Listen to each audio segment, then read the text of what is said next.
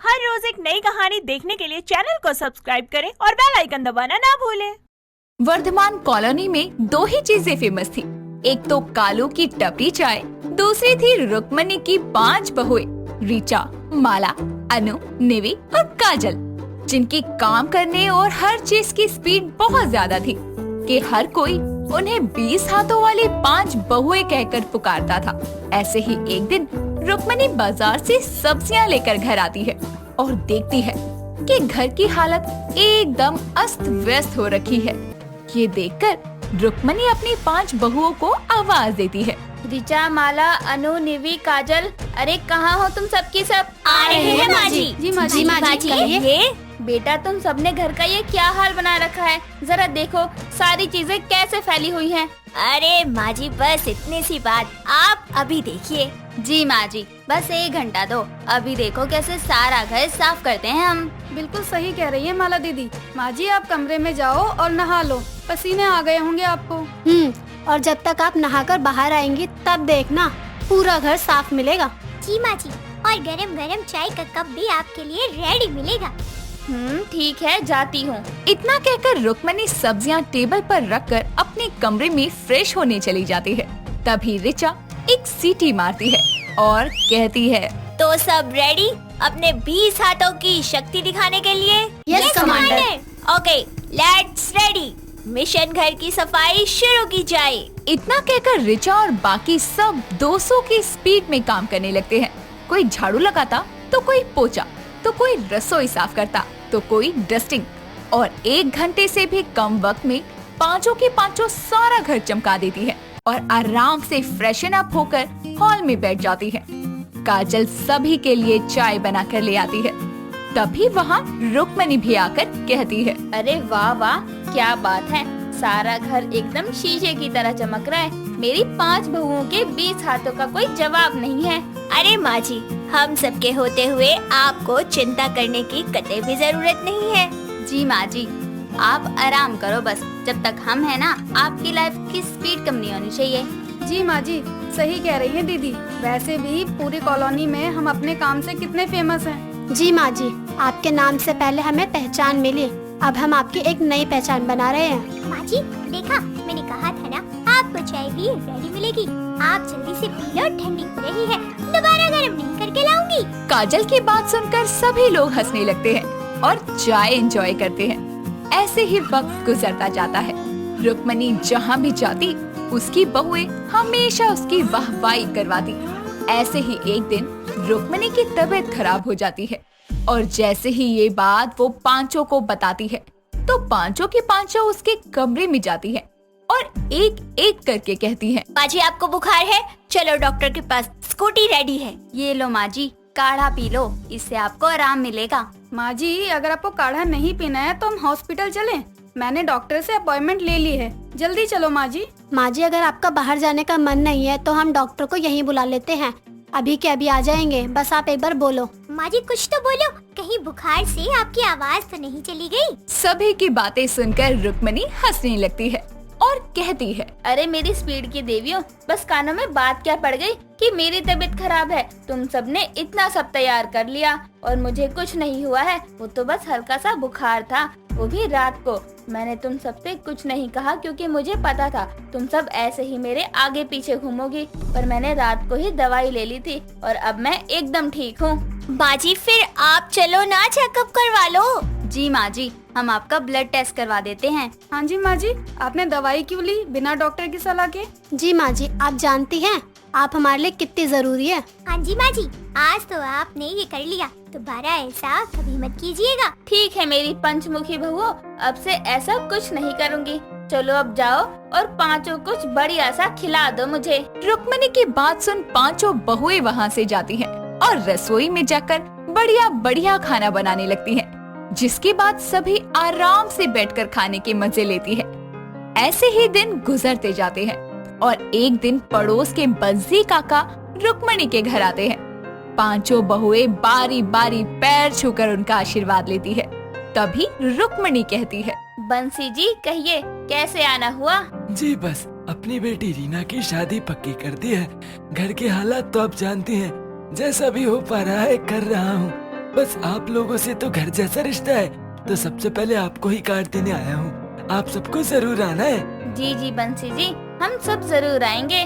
बंसी काका, किसी भी चीज की मदद की जरूरत हो तो बेझिझक कहिएगा, हमें आपकी मदद करके बहुत खुशी मिलेगी। हाँ हाँ बेटा, जरूर कहूँगा। अभी जाता हूँ, काफी जगह कार्ड देना है। आप सब समय पर आना। ठीक है, प्रणाम काका। बंसी कार्ड देने के बाद वहाँ से चला जाता है। ऐसे ही दिन गुजरते हैं। रीना की शादी का दिन आ जाता है। रुक्मणी अपनी 5 बहुओं के साथ बंसी के घर जाती है, जहाँ वो देखती है कि बंसी जोर जोर से रो रहा है। तभी रिचा कहती है, बंसी काका क्या हुआ, आप रो क्यों रहे हैं? काका बताइए ना क्या हुआ है। बेटा क्या बताऊं, बड़ी मुश्किल से पैसा जोड़कर मैंने रीना की शादी तय की है। बेटा जिस हलवाई को आज खाना बनाना था वो मेरे पैसे लेकर भाग गया है, और अब मेरे पास इतने पैसे नहीं है कि नया हलवाई बुक करूं। कुछ समझ नहीं आ रहा कि क्या करूं। अरे भाई साहब, बस इतनी सी बात। आपने कहा था ना कि हम सब एक परिवार है। बस आप देखना, हमारी ये 20 हाथों वाली 5 बहुएं आपकी इस परेशानी को बारात के आने से पहले ही सुलझा देंगी। क्यों बहुओं, सही कहा ना मैंने? बिल्कुल सही कहा माँ जी। अम्मा जी, बंसी काका, आप जाकर मेहमानों की आवभगत की तैयारी करो, बाकी सब हम पे छोड़ दो। चलिए भाई साहब, ये सब अपने आप कर लेंगी, हम मेहमानों को देखते हैं। इतना कहकर रुक्मणी बंसी को वहाँ से ले जाती है और 5 बहुएं अपने अपने काम पर लग जाती हैं। कोई सब्जी बनाती है तो कोई पूरी, कोई हलवा तो कोई मिक्स वेज, और बारात के आने से पहले सारा खाना रेडी कर देती है और वापस से टच अप करके रेडी हो जाती है। तभी वहाँ बंसी और रुक्मणी आते हैं और सारा खाना समय पर तैयार देखकर बंसी बोलता है, तुम 5 बहुएं सच में कमाल की हो। सच कहूँ रुक्मणी बहन, मैं बहुत डर गया था। कुछ समझ नहीं आ रहा था कि क्या करूँ क्या ना करूँ, पर मेरी इन 5 बेटियों ने तो आज अपने पिता की इज्जत बचा ली। सच में रुक्मणी बहन, तुम बहुत किस्मत वाली हो जिसे ऐसी फुर्तीली और समझदार बहुएं मिली हैं। जी बंसी भाई साहब, ये तो आपने सच कहा। किस्मत वाली तो मैं बहुत ज्यादा हूँ। मेरी 5 बहुओं के 20 हाथों की शक्ति बड़ी कमाल की है।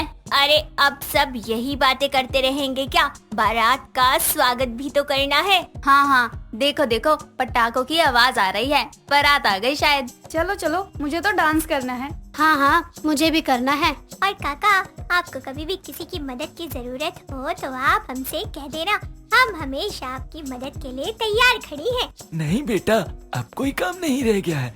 अब बस रीना बेटी खुशी खुशी विदा हो जाए। जी बंसी भाई साहब, जरूर होगी। चलो चले, और आप चिंता मत करो। जब तक मैं और मेरी बहुएं यहाँ पर हैं, आपको कुछ भी परेशानी लेने की कोई जरूरत नहीं है। जिसके बाद सब लोग मिलकर बारात का स्वागत करते हैं और धूमधाम से बिना किसी परेशानी के रीना की शादी हो जाती है। और ऐसे ही रुक्मणी की 20 हाथों वाली 5 बहुएं अपनी स्पीड से सबकी मदद करती हैं। फाल्गुनी रोते रोते समुद्र के अंदर जाती है और डूबने लगती है। तभी एक आनंद नाम का लड़का उसे डूबते हुए देख लेता है और मदद करने के लिए जल्दी से उसके पीछे से पानी में आ जाता है और फाल्गुनी को बचाकर वापस किनारे पर ले आता है। साथ ही उससे बोलता है, क्या हुआ मैडम, जो इतनी कम उम्र में खुदकुशी कर रही थी? जब जिंदगी जीने का कोई मकसद ही नहीं रहा तो उस इंसान के जीने का क्या मतलब है? पर ऐसा क्या हुआ है तुम्हारे साथ जो तुम खुदकुशी करना चाहती हो?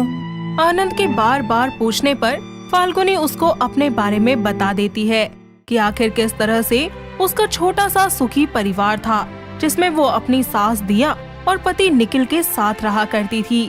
फाल्गुनी की अभी नई नई शादी हुई थी और शादी के कुछ दिनों के बाद फाल्गुनी अपने पति के साथ कश्मीर जाने वाली थी कि तभी उसके पति के पास एक इंसान का फोन आता है और उसकी कॉल आते ही निखिल फाल्गुनी से कहता है, फाल्गुनी, अभी मुझे किसी जरूरी काम से जाना पड़ रहा है।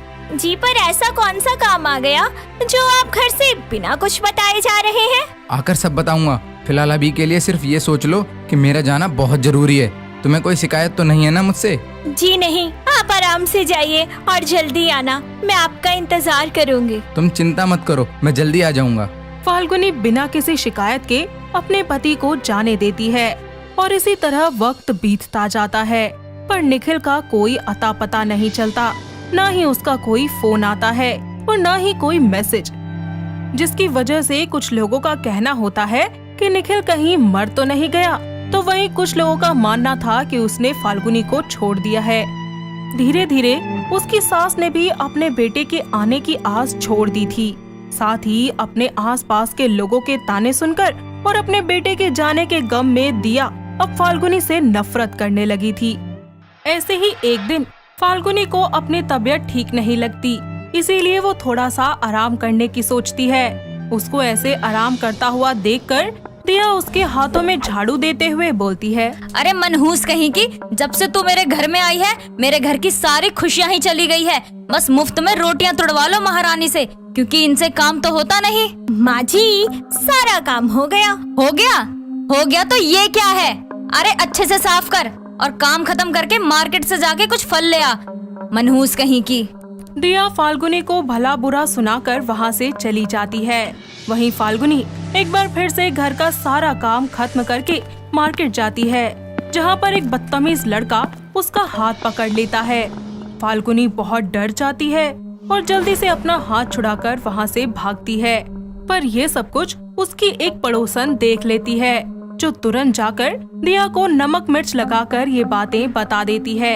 ये सब जानकर दिया फाल्गुनी से कहती है, अरे मनहूस कहीं की, घर में आते ही मेरे बेटे को खा गई, मेरे घर की सारी खुशियाँ निकल गई। अरे इतना सब करने के बाद भी तेरे कलेजे को ठंडक नहीं मिली, जो तो पूरे समाज में मेरे घर की इज्जत की धज्जियाँ उड़ाई जा रही है। पर माँ जी, मेरी गलती क्या है?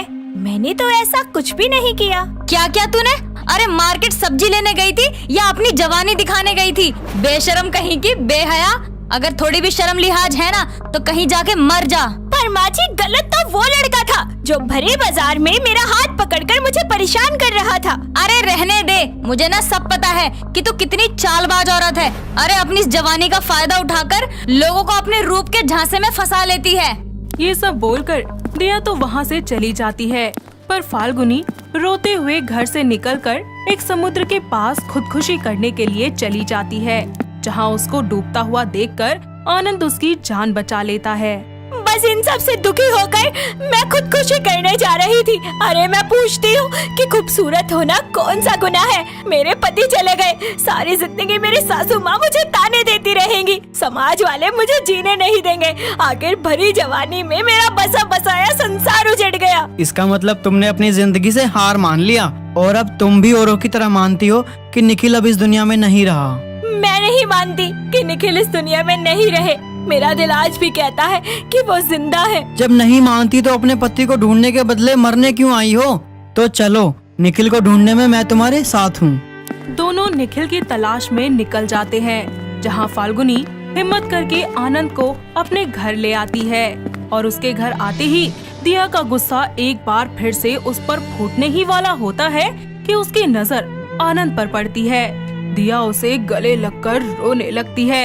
ये सब देखकर फाल्गुनी को कुछ समझ नहीं आता और वो अपनी सास से बोलती है, माँ जी, आप जानती हो आनंद जी को? तुम इस घर की बहू हो? हाँ, पर क्या आप दोनों एक दूसरे को कैसे जानते हो? ये तो मेरा दूसरा बेटा है, मेरे निखिल की परछाई। पर बेटा तू इतने दिनों से कहाँ था? अरे इतने दिनों बाद आया है तू, जब तेरे बचपन का दोस्त नहीं रहा। लोग बोलते हैं वो अब हमारे बीच नहीं रहा। मैं आ गया हूँ ना आंटी, अब निखिल भी बहुत जल्दी ठीक होकर आ जाएगा। ठीक होकर? इसका मतलब मेरे निखिल जिंदा है? मेरा बेटा जिंदा है तो मुझे उसके पास ले चलना। आनंद उनको एक मेंटल असाइलम में ले जाता है, जहाँ वो लोग उसकी पागलों वाली हालत देखकर हैरान हो जाते हैं और रोते हुए फाल्गुनी आनंद से पूछती है, निखिल जी की ये हालत कैसे हुई? आनंद, अगर तुम्हें निखिल जी के बारे में सब कुछ पता था तो तुमने हमें कुछ बताया क्यों नहीं? बोलो, आखिर क्या बात है जो तुमने हम सबसे छुपाई है? मुझे माफ कर दो आप दोनों, क्योंकि निखिल की ये हालत आज मेरी वजह से हुई है। आनंद उन दोनों को बताता है कि उस दिन उसी ने निखिल को फोन किया था और बोला था, निखिल यार तू जल्दी से मेरे पास आ जा। भाई पर तुझे हुआ क्या, बता तो कुछ। भाई एक इमरजेंसी है, तू बस जल्दी से नासिक आ जा। अपने दोस्त की वो दर्द भरी आवाज सुनकर निखिल जल्दी से फाल्गुनी को बिना पूरी बात बताए रातों रात घर से निकल जाता है, जिस बीच उसका एक्सीडेंट हो जाता है और इसके कारण उसके दिमाग पर गहरी चोट लगने की वजह से वो अपना मानसिक संतुलन खो बैठता है।